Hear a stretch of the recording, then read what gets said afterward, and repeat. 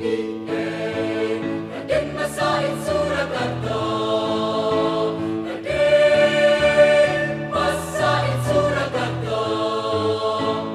Assalamualaikum warahmatullahi wabarakatuh. Kembali lagi nih di Besti Gayeng yang. Oke, sobat Besti Gayeng, kali ini kita lagi kedatangan narasumber dari mahasiswi UIN Raden Masaid Surakarta nih yang baru saja menyelesaikan KKN-nya di tahun kemarin itu di Papua loh. Oke, sebelumnya kita perkenalkan dulu. Silakan Mbak untuk memperkenalkan diri. Oke. Perkenalkan, nama saya Rafika Meldi. Saya dari Prodi Bahasa dan Sastra Arab Fakultas Adab dan Bahasa angkatan 2019. Saya Ainur Rohma dari Prodi Pendidikan Bahasa Inggris tahun angkatan 2019. Berarti baru saja menyelesaikan KKN-nya di tahun kemarin ya, Mbak Iya, ya? betul sekali. Oke. Kita di sini ngobrol-ngobrol santai aja nih Mbak, terkait kemarin tuh di KKN tuh ngapain aja sih? Kalau yang saya tahu ya, sebagai saya semester 6 nih, dikit lagi sudah mau meranah ke arah KKN juga. Mungkin bisa jadi pandangan buat teman-teman Besti Gayeng di sana untuk melaksanakan KKN-nya. Aku besok mau KKN yang agak jauh lah, jauh-jauh dari Jawa-Jawa nih. Nih bisa banget nih buat teman-teman Besti Gayeng yang memang mau keluar dari Pulau Jawa, mbak-mbaknya dari UIN Raden Masaid sudah bisa KKN di Papua loh, gitu. Jadi gini Mbak, kemarin itu sebenarnya tuh ada tahap seleksi atau tahap pengajuan terkait mbak-mbaknya sampai bisa melaksanakan KKN di Papua atau seperti apa? Boleh diceritakan? Mungkin Ain dulu. Yang pertama di LP2M itu pastinya ada pengumuman secara resmi itu berjarak mungkin setelah adanya pengumuman KKN reguler. Nah itu terus kita daftar di situ dengan beberapa persyaratan. Yang pertama dengan IPK 3. Yang kedua dengan punya artikel atau yang tulisan yang dipublish. Dan yang ketiga untuk pastinya dari orang tua, izin dari orang tua.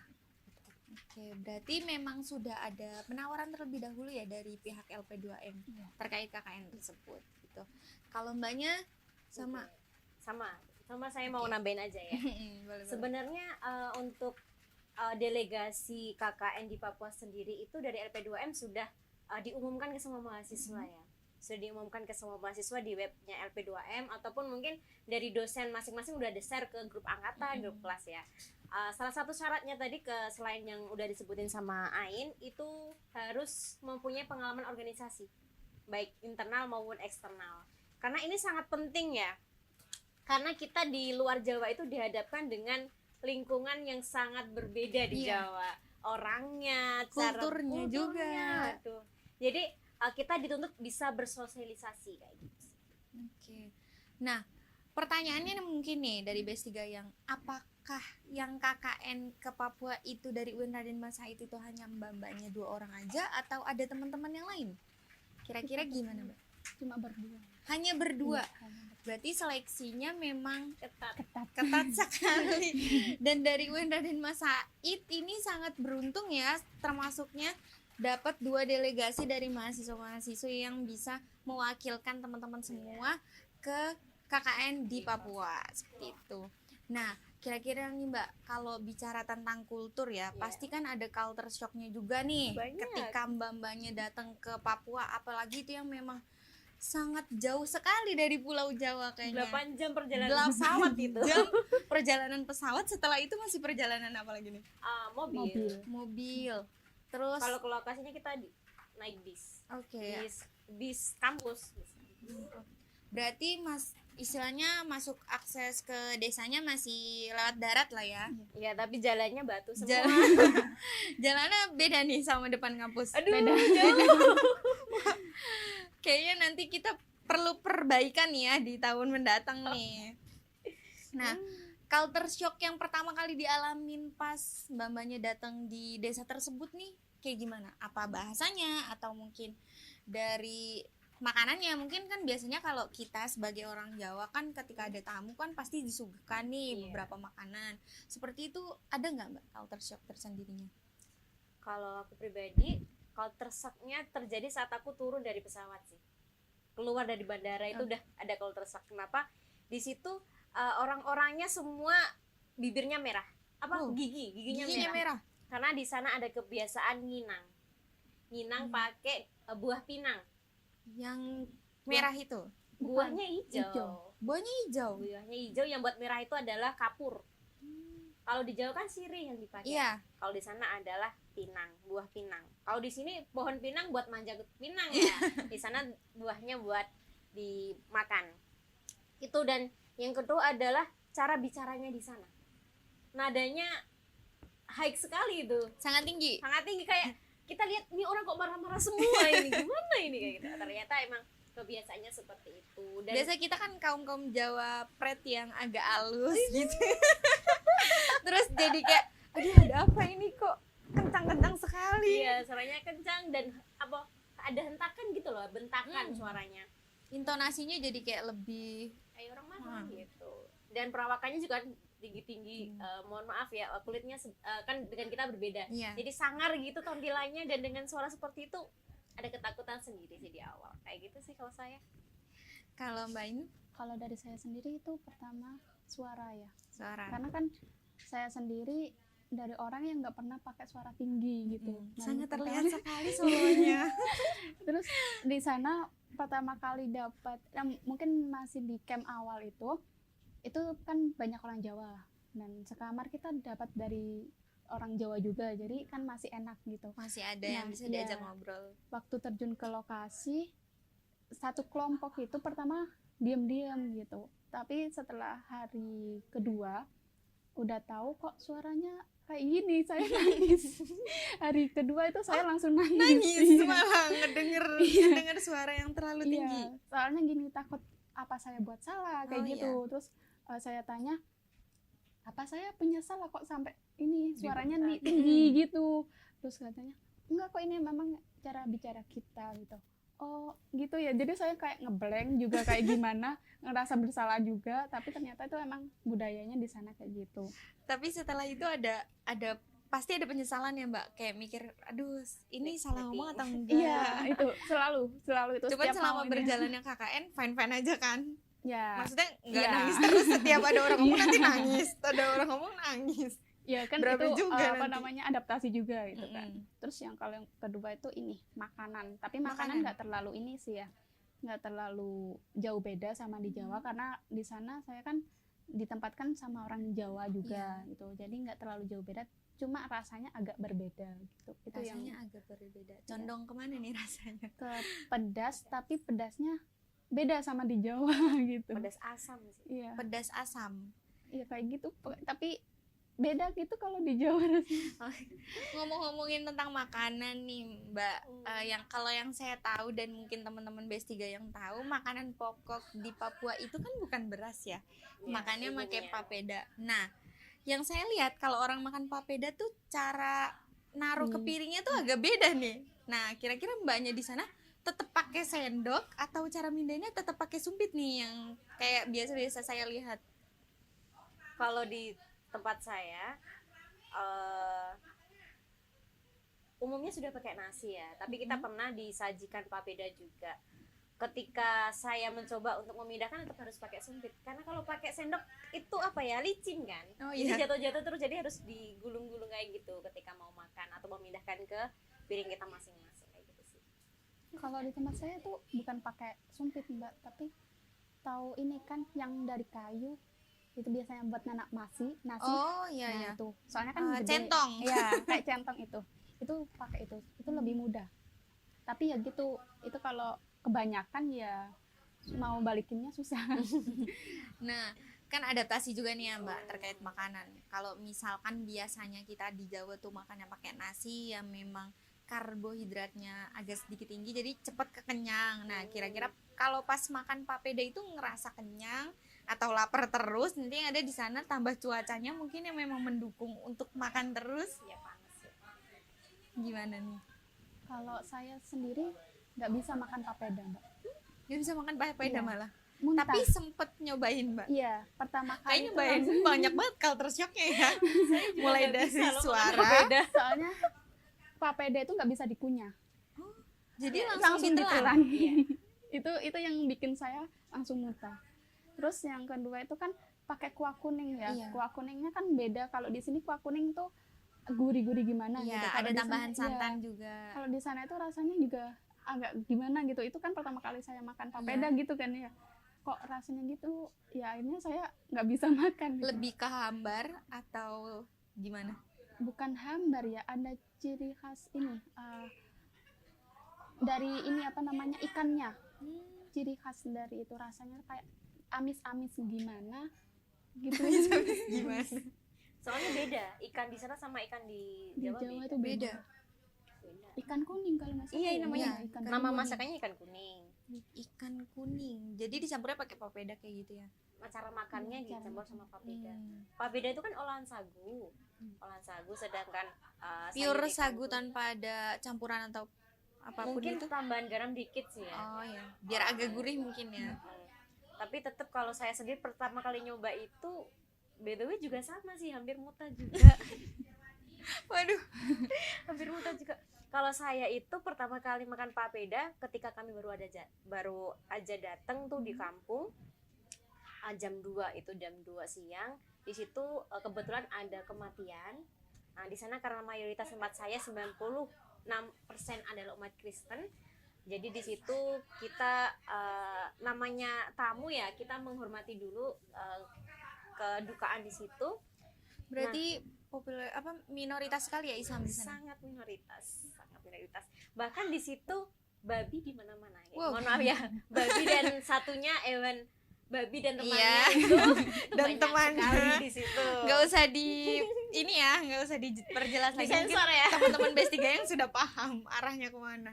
Ya, karena kan di sana ya tadi itu yang saya sebutkan hewan biasa ya di sana, Iya. seperti ayam lah ya. Mm. Nah, waktu itu salah satu kultur shock saya di situ karena banyaknya hewan itu juga. Nah, setelah kita melihat upacara pemakaman dan mengikuti kegiatan rangkaian kegiatan pemakaman, kita diajak masuk ke rumah bukan yang mempunyai kegiatan hajatnya, tapi tetangganya. Oh, iya. Jadi di sana itu kalau ada yang berduka, yang membuat makanannya itu adalah tetangganya. Seperti sunnah Nabi Wow. sih sebenarnya. Keren sekali ya. Berarti yang menyuguhkan sedemikian rupa banyak suguhannya itu dari tetangganya sendiri. Tetangganya. Nah, kita diajak ke rumah situ. Yang saya sangat salut adalah kita yang pasti Islam ya, udah pakai Iya. jilbab, pasti ketahuan kita Islam. Tapi alhamdulillah masyarakat di sana itu tidak risih dengan kita. Kita langsung diajak masuk ke rumahnya, Mbak. Kita Sangat welcome sekali berarti. luar Mbak. biasa, sangat welcome. Kita diajak makan bersama di sana karena ya emang di sana ada beberapa daging yang tidak bisa kita makan Iya. ya. Ya jadi kita memilih-milih makan mana yang bisa. Akhirnya kita ambil papeda dan ikan laut Ikan. tadi yang jelas halalnya. Tapi pertama kali saya nyoba, aduh gak bisa makan juga ini. Nggak bisa tertelan. Tapi akhirnya ya pura-pura bisa makan. Oh, gitu pura-pura aja buat kita menghormati Iya, istilahnya untuk menggugurkan. kayak gitu. Nah, sebelumnya nih tadi Besti Gayeng kita kan udah sempet ngobrol-ngobrol terkait nanti apa aja nih yang mau dibicarakan. Nah, kata mbaknya itu ketika ada upacara kematian itu ada proses pertengkaran atau pertikaian ya mbak ya Oh, antar iya. keluarga. Gimana nih mbak? Boleh dong diceritain. Kayaknya sangat menarik sekali nih. Berbeda kulturnya sama Jawa mungkin atau daerah selainnya Jawa ya yang diperebutkan. Kalau waktu itu kebetulan aja sih, karena waktu itu yang meninggal adalah nyonya rumahnya, apa ya di sana itu panggilannya, yang punya rumah itu Iya. ibunya. Nah, si ibu ini mempunyai keluarga dari keluarganya sendiri, bapak ibunya dan Iya. keluarga dari suaminya. Suaminya. Jadi keluarga dari suaminya dan keluarga dari ibunya itu waktu itu ada sedikit pertikaian yang mana seharusnya si ibu ini dimakamkan di tempat saya gitu, di tempat misal keluarga mertuanya kayak gitu. Saya kurang jelas juga sih. Tapi intinya ada pertikaian itu dan suaranya langsung keras sekali dan ada yang bawa golok ya Wow. waktu itu. Di sana hampir semua orang punya golok ya. Parang ya, Parang. bilangnya Kak Parang.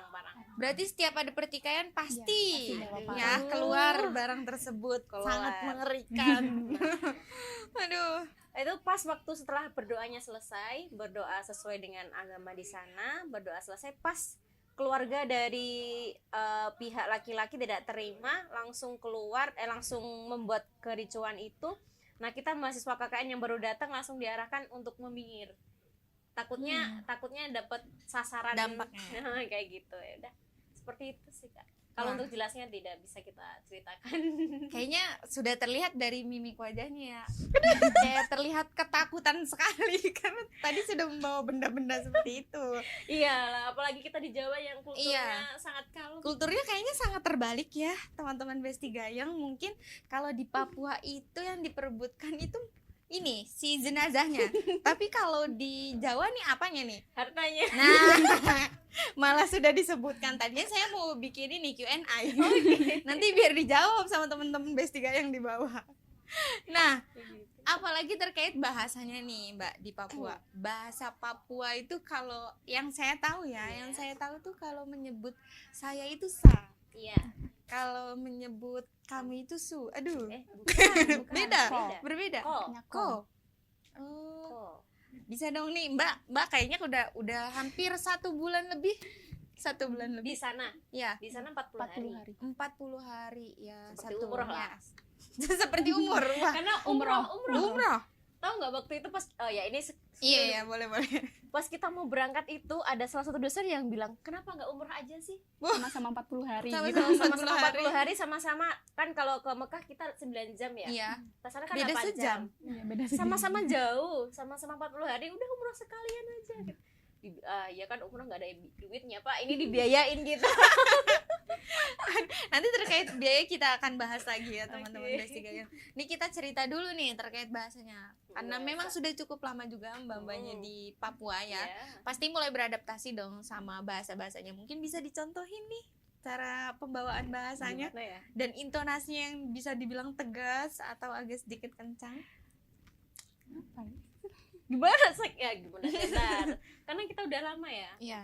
Udah lama tidak kita masih sering kontekan sama orang-orang di Papua. Cuma kan Kalau ngomong langsung kan udah jarang gitu. Iya. Jadi agak logatnya agak Oh. lupa ingat nih. Baru ingat.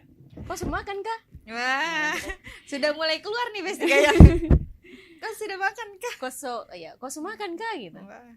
Saya sudah makan tadi. Wah. Kok makan di mana? Tadi tuh sama teman-teman. Oke. Nah, mungkin lebih lengkapnya nanti bisa belajar lagi sama mbak-mbaknya kalau misalnya ketemu. Tapi saya melihatnya dan mendengarnya tuh kayak gampang dicerna ya. Mungkin karena bahasa Papua tuh masih apa ya? Masih terlalu Sebenarnya Lekat itu banget bukan sama bahasa Indonesia. Bukan bahasa sih Kak, itu logat. logat, hanya Kalau logat bahasa aja. Papua ada sendiri. Malah lebih sulit lagi. Sulit. Kalau di tempat kami itu bahasanya Moy namanya. Samoy. Nah, karena kita ada di suku Moy namanya. Suku Moy bahasanya juga bahasa Moy. Salah satu bahasa saya contohkan itu namanya Ombretaop. Ombretaop itu selamat pagi. Ombretaop, terus kalau selamat malam Wangsing Taop kayak gitu. Kan beda sekali. Iya. Karena yang ini ilmu juga ya buat teman-teman Besti Gayeng. Ternyata Papua itu nggak melulu bahasa Indonesia yang cuma diganti O, diganti U, atau- Disingkat-singkat. iya, disingkat-singkat. Ternyata mereka tuh punya bahasa daerah sendiri. Wah, berarti pengetahuan saya agak kurang jauh nih. Aduh. Terima kasih untuk wawasan barunya, Kak. Sama-sama. Aduh. Oke, kalau membahas KKN, pasti ada bahasan terkait proker nih. Betul. Wah, kayaknya kita pembahasannya akan lebih panjang lagi. Aduh. Ini iklan dulu ya, Besti Gayeng. Wah, Oh, terima makasih. kasih. Boleh diminum dulu. Kalau di Papua bilang terima kasih tuh pakai danke. Dan ke Karena boleh bisa- diucapkan sama sponsor kita? danke. Danke. Karena danke itu bahasa Belanda sebenarnya. Karena emang di sana kan masih bekas wilayah jajahan Belanda juga. Akulturasi dari bahasa Belanda. Iya, Mbak. danke. Wah, keren sekali.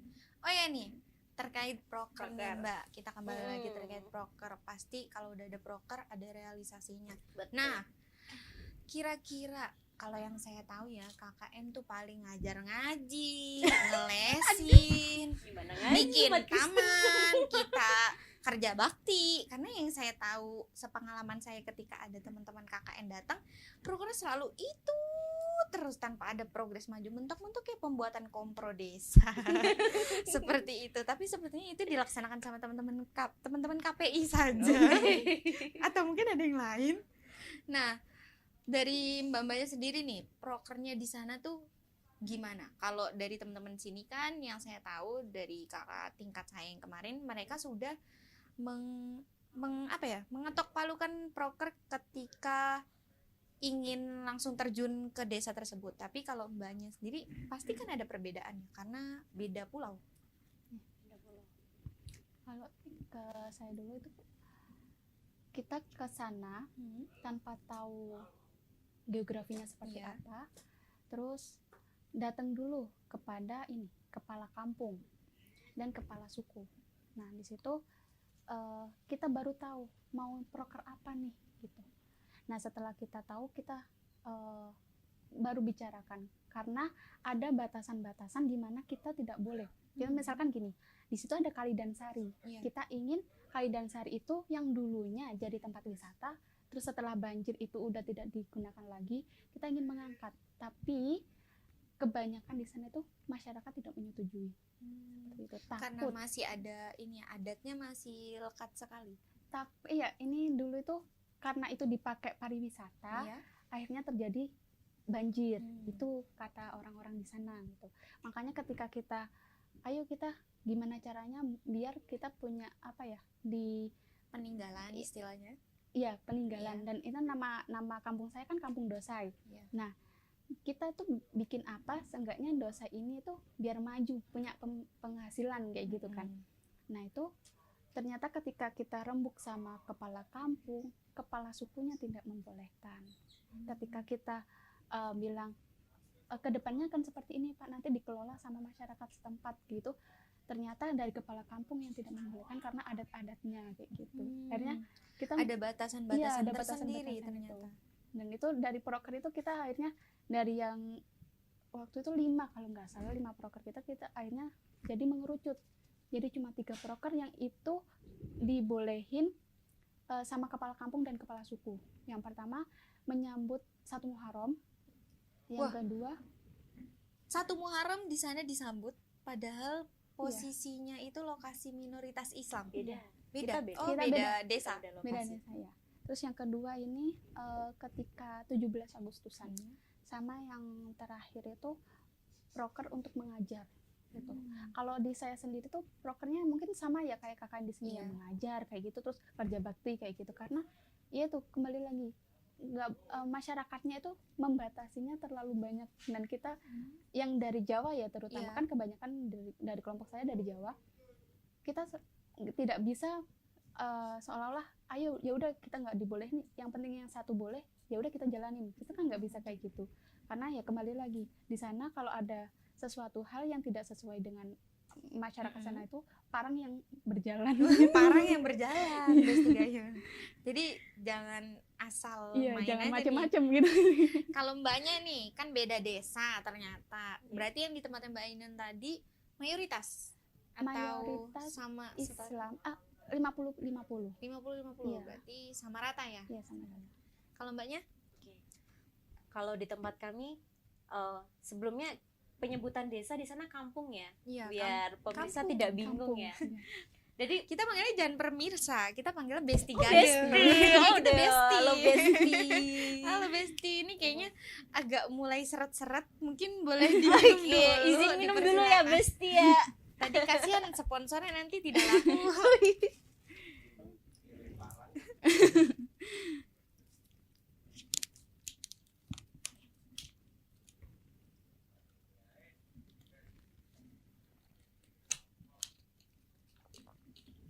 Oke, kita lanjut lagi. Oke. Kalau di tempat saya namanya Kampung Maribu ya. Kampung Maribu, Distrik Sentani Barat. Distrik itu kecamatan. Di kampung kami kebetulan wilayah paling ujung dari distrik sendiri agak jauh dari peradaban. Wah, Jauh dari peradaban. Iya, karena kanan kiri kami semuanya hutan. Wow. Kanan kiri kami hutan, terus di tengah-tengah kami ada sungai, di belakang kami ada gunung. Indah sekali bukan? Wah. Keren, Indonesia. Indonesia sekali. Saya sudah membayangkan ini bagaimana keindahannya kakak.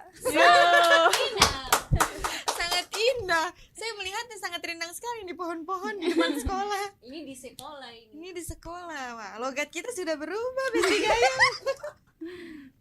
Kita mulai lagi pembahasannya. Oke, proker, kembali lagi ke proker. Proker kami waktu itu salah satu aja ya. Kita ada 5 proker yang sudah berjalan dan menurut kami banyak berdampak, yaitu kita bekerjasama dengan Dinas Kependudukan dan Catatan Sipil untuk pencatatan identitas masyarakat kampung kami. Karena begini, mungkin teman-teman sudah tahu ya bahwa di Papua itu ada gerakan namanya OPM, Organisasi Papua Merdeka. Nah itu juga merupakan salah satu ketakutan kami nih, takut nggak bisa pulang ke Jawa. Nanti dicegat di jalan. Tapi ternyata itu hanya isu aja. Itu hanya isu. Tapi itu mempengaruhi beberapa penduduk di sana tidak mau, bukan tidak mau, tapi kekurangan informasi untuk mendaftarkan diri di kependudukan, di Dinas Kependudukan. Jadi banyak masyarakat yang belum punya KTP, kartu tanda anak ya. Sekarang kan ada tuh 17 tahun ke bawah ada KTA, terus kartu keluarga itu banyak yang belum punya. Nah, sedangkan di kampung kami itu masih banyak gimana ya? Gini, pemerintah itu kan banyak memberikan fasilitas bagi masyarakat ya.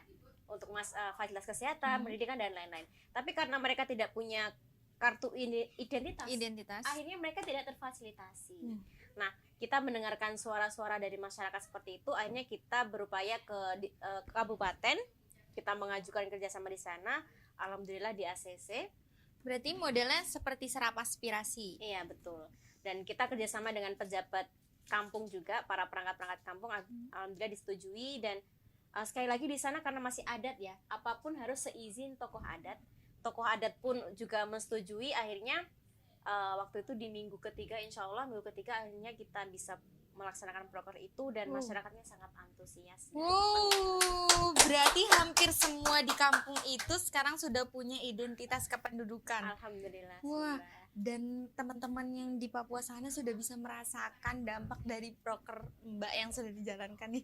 Keren banget Besti Gayung. Nah, selain proker itu, menurut saya itu sangat proker yang sangat besar, Mbak. Ya. Di apalagi lingkupnya di luar Jawa ya, yang memang kayak identik, kecenderungannya lebih sangat adat istiadat banget. Betul. Dan bahkan mereka sangat mengacukan terkait identitas kependudukan nih, kayak gitu. Nah, untuk fasilitas sendiri nih Mbak, fasilitas sendiri yang memang ikut disalurkan oleh pemerintah setempat tuh untuk membantu mbak-mbak semua KKN di desa tersebut itu apa aja? Dari pendidikan, kesehatan. Maksudnya ini fasilitas di kampungnya atau untuk kami? Di kampungnya yang bisa menunjang prokernya mbak-mbak. Kalau di tempat saya ya, di tempat kami belum ada puskesmas. Jadi misal ada yang sakit ke kampungnya dia. Karena di saya tuh lengkap Mbak. Lengkap, bisa dibilang. Alhamdulillah. Berarti Mbak Ainun tuh ini ya, sesuai amal ibadah penempatannya Besti Gayung. Karena dirasa Mbak apa tadi? Rafika. Dirasa Mbak Rafika tuh sangat mempunyai power yang full, makanya ditaruhkan di desa yang memang sangat menantang. sangat menantang. Pertama datang ada pertikaian parang, kedua tidak punya identitas kependudukan. Kalau di tempatnya Mbak Ainun malah yang shock. Berarti kalau jaraknya sendiri nih Mbak, jaraknya antara desanya Mbak Rafika dan Mbak Ainun tuh cukup jauh atau memang sangat jauh? 20 menit 20 menit naik motor. 20 menit naik motor. Iya. Tapi ingat ya, jalan di sana bukan jalan di Jawa. Iya, betul. Kalau di sini 20 menit mungkin ya sat-set gitu ya. Bisa sana, kita ibaratkan kayak jalur evakuasi mungkin. Ya, seperti itu. Iya.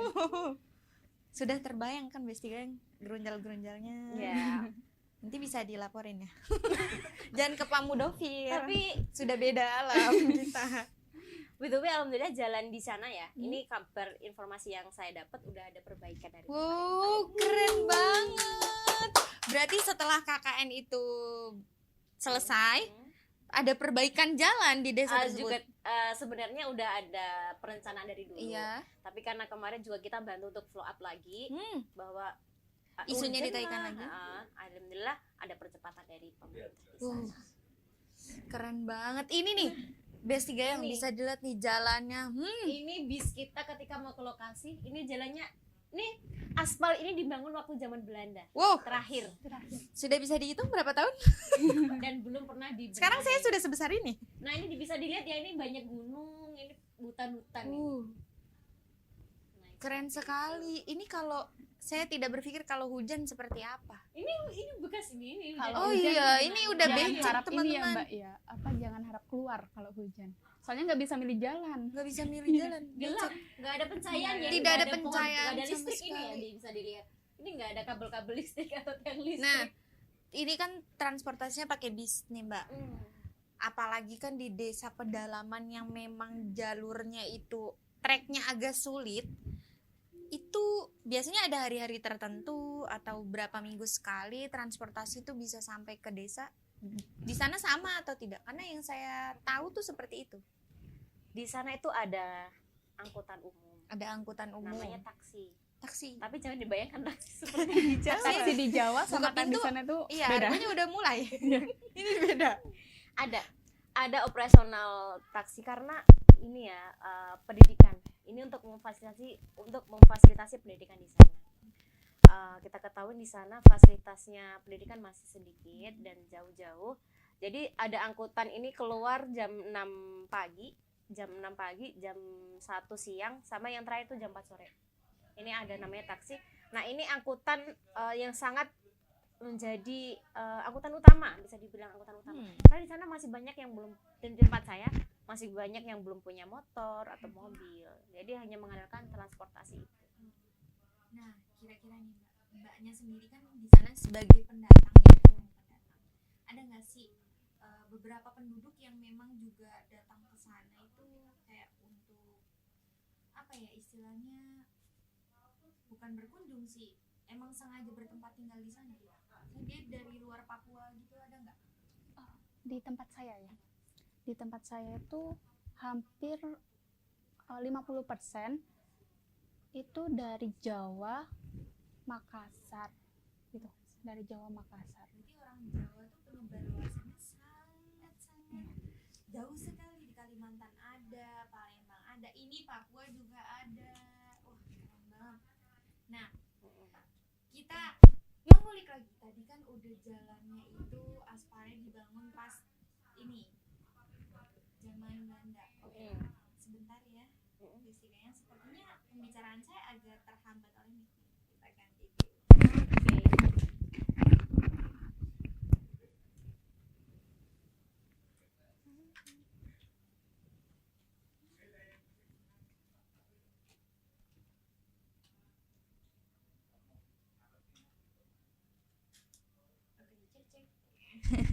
Udah kedengeran operator? Oke, kita mulai lagi nih pembahasannya. Aspalnya itu pertama kali dibangun pada zaman penjajahan Belanda, Mbak. Iya. Sampai sekarang sudah ada pandangan pada Besti Gayang nih, seberapa treknya itu sangat sulit sekali kayaknya ya. Nah, setelah itu kan ada ini ya, Mbak, ada apa sih? Pembaharuan terkait jalannya tersebutnya. Perbaikan ya. Itu mungkin minusnya di negara kita, dan mungkin bisa lagi nih dibantu pengadvokasiannya seperti mbak-mbaknya yang di sana membantu advokasi pendampingan masyarakat terkait identitas penduduk, terus pembangunan jalan. Jadi teman-teman di sana tuh harus mulai berikhtiar gimana caranya memajukan Indonesia ke depannya. Nah, ngomong-ngomong tentang Indonesia, mau dilihat dari pojok atau sisi manapun, kebudayaan Indonesia tuh pasti berubah-ubah, bahkan beragam banget nih, Mbak. Kira-kira dari Papua sendiri pasti banyak dong kebudayaannya. Nah, yang Mbak dapetin apa nih di sana? Apa nih barangnya? Iya, nah budaya, tarian, atau mungkin kerajinan mungkin ya yang banyak digemari nih. 1, 2, 3. Yap, oke. 1, 2, 3. Apa ini ya? Kita langsung launching. Saya juga dapat oleh-olehnya. Nih, ada apa nih Mbak di Itu tangan noken. saya? Ini namanya noken ya. Noken asli. Noken Ya, noken asli. Nah, noken asli ini terbuatnya dari apa, Mbak? Kayu. Kayu hutan. Kayu hutan bisa Kayu. jadi kayak benang kayak gini. Besti Gayeng keren Di ituin Mbak, apa kayak di sasa apa sih namanya? Diserat apa ya? Di apa? Dibuat tipis-tipis Hmm. gitu nanti terus baru dianyam kayak gitu. Tapi ini hitungannya halus Besti Gayeng. Iya, Ya. Kayak sehalus Iya. harganya. wah, selalu harganya. Nah, nih kayaknya saya megang barang mahal nih. Nah, ngomong-ngomong tentang harga, kalau di luaran Papua harga noken bener? Iya. Noken itu sendiri berapa nih? Ini ya, ini noken. Iya. Itu noken. Hmm. Harga ini sama itu beda Mbak. Mahalan ini. Ini bisa 300 sampai 500. 300 sampai 500 ribu. Iya. Kecil itu segitu. Kecil. Ini muat apa ya? Ayo Handphone. para ciwi-ciwi ini muat apa? Segini kita muat apa? Duh, ini 300 sampai 500 ribu. Iya. Kalau yang itu? Ini tergantung Seratusan. Iya. Tergantung ini Sekedar sih. informasi juga ya Kak, di Papua itu semuanya mahal. Di Makan Papua aja semua- mahal ya. Nah, saya punya video menarik nih. Waktu itu saya iseng-iseng ya, seperti kita anak kos, gimana sih kalau lagi bete pasti kan lihat-lihat TikTok ya. Ya. Tapi saya sepertinya mendapat pencerahan nih dari TikTok. Terima kasih TikTok. Saya baru tahu bahwasannya di Papua itu uang pecahan 2.000, 1.000 itu 500. tidak laku. Gimana ini, Mbak? Di sini sangat berguna kita untuk parkir, Kakak. Kenapa di sana tidak laku? Saya kalau ingat itu ngakak. Aduh. Saya Oke, keluar kita ngakak dulu. Aduh. Gimana? Saya pulang dari Papua tuh masa jadi orang kaya Kak. Wow, jadi orang kaya. Kok murah sekali ini? Wow. Di sini jadi murah. Murah. Beli bakso 5.000 udah dapat. Iya. Di sana bakso 30.000. Wow. Bakso 30.000. Udah yang paling murah ya, Besti Gayeng. 30.000 udah paling murah itu. Apalagi Berarti- es teh. ST di sini berapa, Mbak? 4.000 paling gede. 4.000 paling. 3.000 gitu Iya. ya. Paling gede cupnya. Iya. Di Di sana? secangkir, tahu cangkir gelas yang Cangkir segede? Iya. Itu 10.000. Sepertinya kita besok buka UMKM ST di sana. Bisa, Oke, bisa. besok teman-teman saya yang mau ikut KKN ke Papua, kita bawa teh banyak-banyak dari sini ya. Kita jualan di sana. Danusan. Nah, kita balik lagi nih ke harga noken. Kalau dilihat-lihat ya, boleh dong Mbak dijembrengin. Kita perlihatkan dulu nih ke Besti Gayeng. Mungkin bagi kita orang awam di sini yang memang tidak tahu kualitas dan harga noken itu lebih menarik melihat yang dipegang Mbak Ainun. Sedangkan dari harganya tuh lebih mahal yang saya pegang. Nah, kira-kira Besti Gayeng sendiri nih lebih memilih yang ini atau yang dipegang Mbak Ainun? Yang saya pegang lebih mahal loh. Sepertinya kalau orang Jawa ya bagus itu, kita milih aja agak murah ya. Wah, selain noken nih Mbak, selain noken ada lagi nggak? Oh iya, saya nanya dulu nih. Iya. Ini kan nokennya agak ini ya. Kalau kita kan pakainya biasanya gini. Hmm. Nah, kalau di Papua makanya gimana nih Mbak? Contohin beda. Ditaruh di belakang. Oke. Nah, Kayak gini. gitu. Sama di belakangnya itu gede. Isinya barang. Isinya barang. Iya. Pokoknya kuat-kuat orang sana. Jadi nopangnya pakai kepala. Iya. Betul. Nggak ada tuh yang dipakai kayak gini di Jawa. Sekolah tuh. juga sama. Sekolah itu ada, tapi jarang. Jarang. Ya, jarang. Anak-anak kecil tuh jarang. Tapi mama-mama itu pakainya kayak gini. Mama. Mama. Kalau mau Mama- ke pasar tuh Mama kakak saya ini. besok pakai ini Mama. Tahu nggak kenapa ini mahal Kak? Kenapa? Karena nyari bahannya juga sulit. Sulit. Gitu ya. Oh ya, ini ada lagi. Oh ini ada lagi. Wow, Nah, kita mau mukbang bukan? Ini ada apa namanya? kalau Ini ini dulu. batik khas Papua. Wuh. Ada Bisa dilihat. Papua juga punya batik, Iya, Besti Gayeng. ada Ih, keren ini. sekali. Burung cendrawasih. Burung cendrawasih. Binatang endemik yang Iya, asli Papua ya. Betul. Jadi kebanggaan Indonesia juga nih. Di kampung saya masih ada burung cendrawasihnya. Kampung mana nih, Mbak? 5.000. 5.000. Karena punya saya masih kampung. Berarti benar-benar Mbak di sana pernah melihat gitu? kalau mau melihat berjalan dulu sekitar 10 kilo. Kebetulan waktu kita sedang hunting mau nyari itu nggak ketemu. Nggak ketemu. Pas nggak keluar dia takut. Wah, kurang tirakat kayaknya, Mbak. Iya. Ini ada burung cendrawasih lagi loh. Nah, kalau ini namanya piring gantung. Wow, piring gantung. Ini sebenarnya punya adat ya. Ini adalah salah satu mas kawin wajib di sana. Ntar dia bakalan dapat orang sana itu. Wow, Barovika sudah dapat mas kawin Besti Gayung. Wah, kayaknya dia besok akan balik lagi ke Papua deh. Insya Allah. Ini sebenarnya tanda penghormatan dari perangkat kampung di sana atas kedatangan kami semua. Kebetulan yang dapat ini adalah saya, karena saya di sana posisinya sebagai sekretaris waktu itu dan sering Kirain saya kebetulan saya di sana sudah dilamar. bukan. Dan saya dapat ini dan ketua saya dapat namanya Mahkota Batu. Wow. Oh, nggak ada fotonya sih ya. Iya. Mahkota Batu juga salah satu mas kawin di sana. Kayak gitu. Ini harganya juga Kita lumayan spill harga, mahal kita sih. spill harga. Kita sebagai perempuan kita spill harga. Jangan.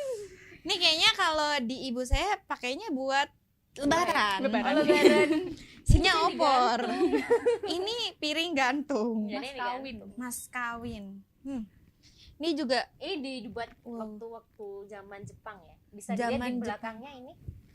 oh iya, Ini ada tulisan keren kanji banget. ya. Berarti ini yang buat maksudnya ini pembuatannya udah dari zaman Jepang. Udah lama ya. Keren banget loh. Ini juga kayaknya lukisan asli ya. Asli ya. Kurang tahu sih ya kalau itu, tapi kayaknya Ini kayak asli. burung merak gitu, Besti Gayung. Ini cendrawasih kakak. Tetap cendrawasih. Padahal kalau kita lihat orang awam yang mungkin belum tahu, ini ngeliatnya kayak burung merak. Tapi kan ini belum minum berkibar. Iya. Oh ternyata ini cendrawasih. Wow. Keren banget nih. Nih buat yang mau ngelamar Mbak Rovika. Oh ya, di sana tuh ada mas kawin wajib. Ada mas kawin wajib. Ini mas kawin sunnah. Adat, Ada tuh. Ini oh iya kita belum spill harga, Pak. Aduh. Ini sekitaran berapa nih? Spill nggak ya? Mbak Rovika sama Mbak Ainun pulang-pulang jadi kolektor, guys. Ini paling mahalnya atau paling murahnya ya? Paling mahalnya dulu. Bisa sampai 2 digit sih. Wow. 2 digit. Iya. Cuman ya besar sih itu kan. Ini karena lamanya juga. Iya. Lamanya dan karya seninya ini. Tapi saya sendiri juga kurang paham sih ini tahun berapanya. Tapi kalau kisaran ratusan juga bisa, Kak. Ratusan sampai jutaan. Kalau batiknya sendiri nih. Ya, Batiknya ditanya sendiri kayaknya lebih mencerang dibanding batik-batik kita orang Jawa. Lebih strong gitu warnanya. Mau murah apa mahalnya nih, Dah. Mbak? Saya kalau ditanya mau yang murah, Kakak. Kalau di Papua kan gak ada yang murah ya. Iya. Karena saya di Kartasura. Ini kalau nggak salah, ini kan kebetulan saya dikasih ya. Iya. Tapi kalau kemarin saya tanya-tanya tuh sekitar harga paling murah itu 500 gitu. Per meter. Ya, per meter. 500.000 per meter. Buat yang mau wisuda, ditahan dulu. Wow, keren banget. Coba aku mau lihat boleh? Ini kainnya, ada kain khusus atau sama aja?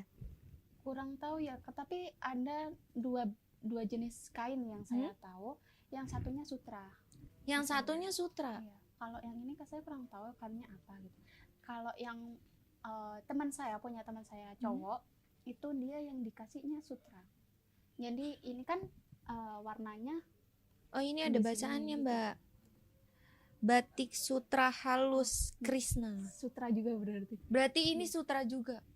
Soalnya nih kalau katanya temanku, kalau ada yang emas-emasnya gini Iya. tuh, itu biasanya dipakainya di sutra. Nah, punya temanku itu selain ini kan nggak timbul ya Mbak. Iya, Nah, nggak kalau timbul. timbul itu yang paling mahal. Ini masih kayak model printing biasa. Iya. Tapi Cuman kalau timbul itu mahal. halus Besti Gayang. Sehalus sutra, emang sutra. Gimana ini saya? Nah, kita udah bahas-bahas terkait harga-harganya nih ya. Saya balikan lagi Mbak, karena saya tidak kuat nanti kalau mengganti Kakak. Oke, kita kembalikan kepada yang punya, tapi tidak bisa dilempar Kakak. Oke, kita udah bahas oleh-oleh, makanan, bahasa, terus pembangunan di sana. Keseruannya dong. Boleh dong dibahas nih Mbak. Keseruannya, keindahan alamnya. Di sini gunung, di sana hutan, di sini jurang. Bukan. Beda. Ayo dong, kita kulik nih. Papua punya apa? Ini ya, nyanyian. Nyanyian. Kalau di sini kita nyanyi rame-rame, tetangga pada datang Iya. marah-marah gitu kan. Heeh. Di sana kita nyanyi rame-rame, tetangga ikut nyanyi. Wow. Kita di sana sama Yospan, nyanyi pun Yospan. sama Yospan. Yospan tuh apa? Yospan Nama itu tarian. tarian Tarian. khas sana, khas Papua. Wow. Ada videonya mungkin ya? Ada tadi. Ada operator. Oh nggak bisa, nanti kita lihat ya kalau lewat aja ya Besti Gayang ya, bisa dilihat mungkin. Nah kalau nyanyiannya sendiri nih, kalau yang saya tahu ya, karena kan saya juga punya tetangga-tetangga, tapi yang basicnya bukan Papua, dia lebih mirip-mirip kayak Padang, Batak, dia kan punya intonasi yang memang cukup tinggi juga bahasanya. Nyanyiannya juga sama, pakai nada tinggi. Seperti yang kita tahu di nyanyian timur itu kan lagunya itu nadanya ya, itu enak didengar. Iya. Jadi kita kalau berbicara itu pakai nada tinggi, tapi kalau nyanyi itu merdu. Wow. Gitu. Keren Jadi di banget. sana kita juga berlatih vokal. Berlatih vokal, les menyanyi. Hampir setiap malam. Sekit 2 hari sekali, soalnya kan kadang kita harus 2 ngerjain hari proker sekali. gitu kan gitu. Kita ada 2 hari sekali, yuk kita kemana, ke rumah tetangga yang mana gitu. Jadi kita Berarti kita berpindah-pindah. Iya. Istilahnya kalau orang Jawa itu bahasanya sambang menyambang. iya Wah, sambang menyambang ini. Ini pas lagi di mana nih Mbak? Oh, Ini rumah-rumahnya. Wah, Iya, di sana rumah-rumah. juga ada IAIN Papua juga, Besti Gayang. ini di balai kampung gini. Balai kampung. Tapi untuk infrastrukturnya kayak bentuk bangunan rumahnya itu ada ciri khas nggak sih Mbak? Ada. Di sana itu atapnya belum genteng. Atapnya seng. Atapnya seng. Seng, tahu seng ya? Iya tahu. Seng. Soalnya kalau di Papua seng itu artinya tidak. Tidak. Seng itu artinya tidak. Seng tidak. Saya Seng tidak sana. suka kamu.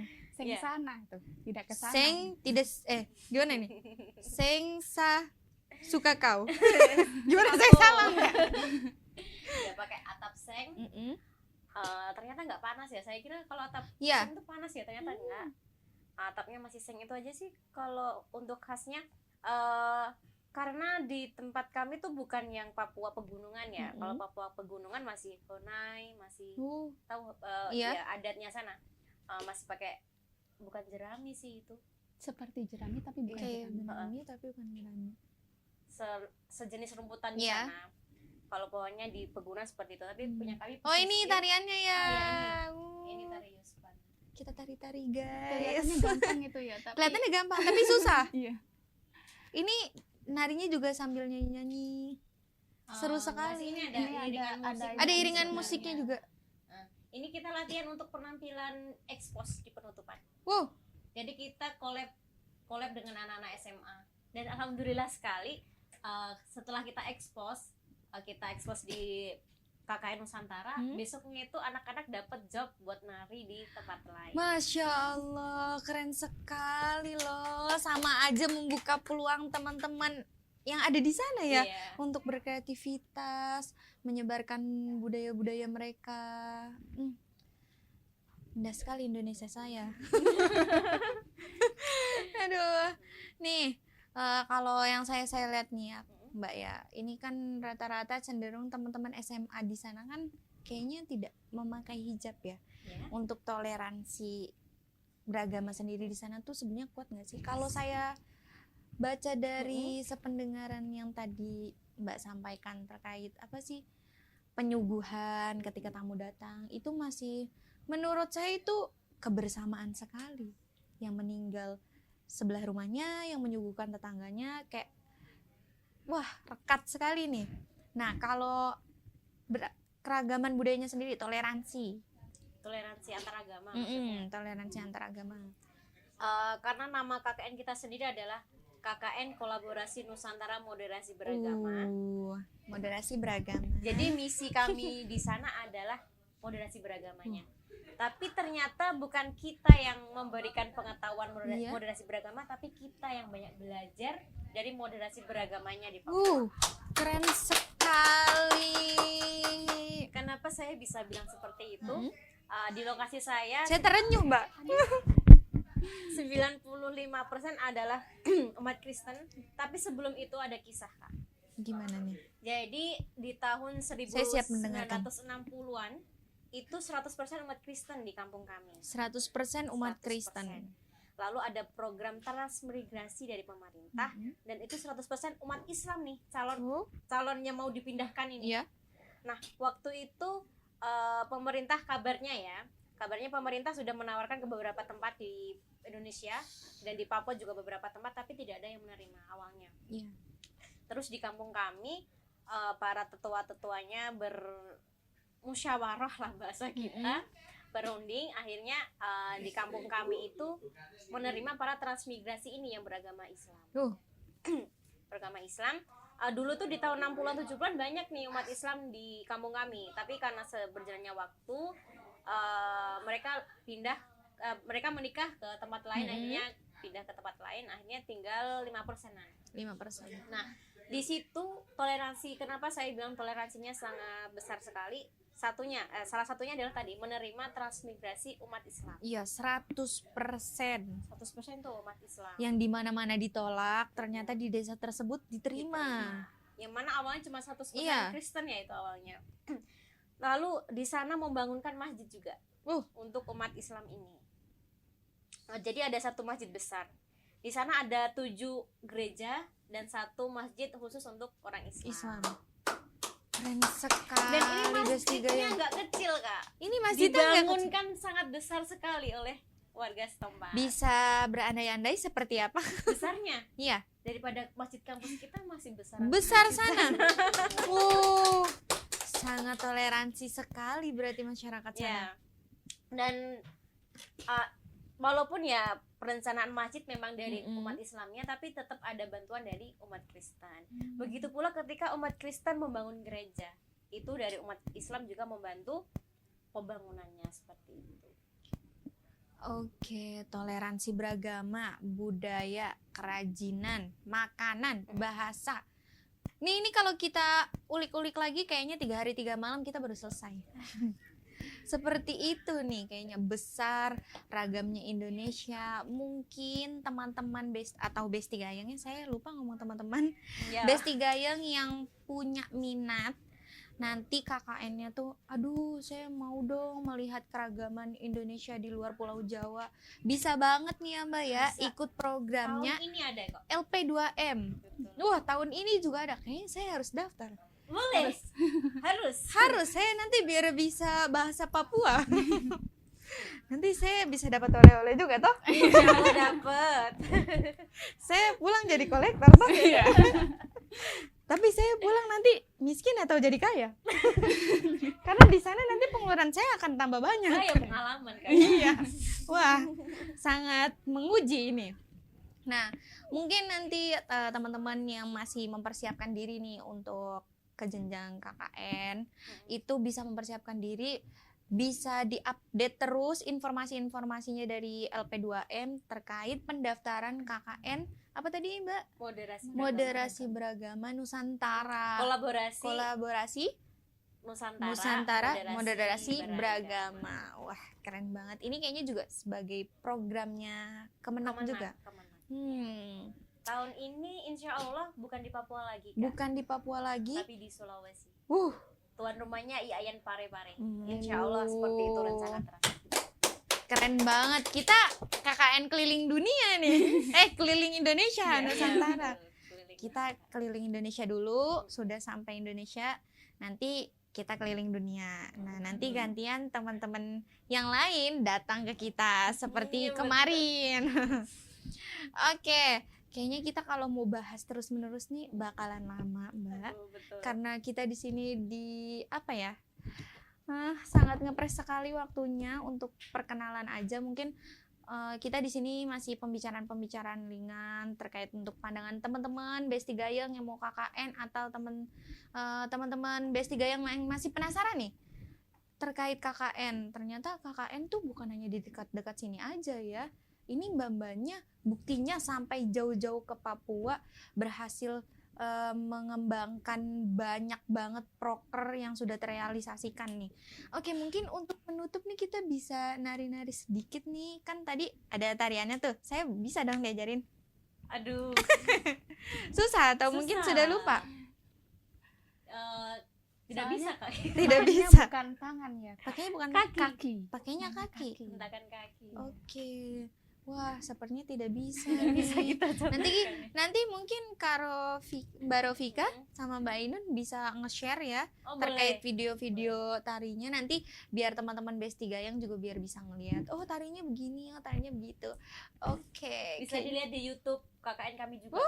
Ada. Sudah ada juga loh. Nanti aku mau lihat kisah-kisahnya di sana kayak gimana. Perebutan mayat kayak gimana? Aku kan di sini perebutan. Seperti itu. Jadi kita sensor ya tadi karena sudah diceploskan. Oke, berhubung kita sudah di penghujung waktu ya Besti Gayeng, tapi jangan sedih, episode-episode yang akan mendatang kita akan mengulik lagi terkait apa aja sih yang ada di kampus kita. Bukan hanya dari pandangan akademis, dari UKM atau keseruan-keseruan lainnya yang akan diadakan UIN Raden Mas Said untuk kedepannya. Oke, kita pamit undur diri dulu ya. Tetap sama jargonnya. Besti Gayeng, yang. Wabillahi taufiq wal hidayah. Wassalamualaikum warahmatullahi wabarakatuh. See you.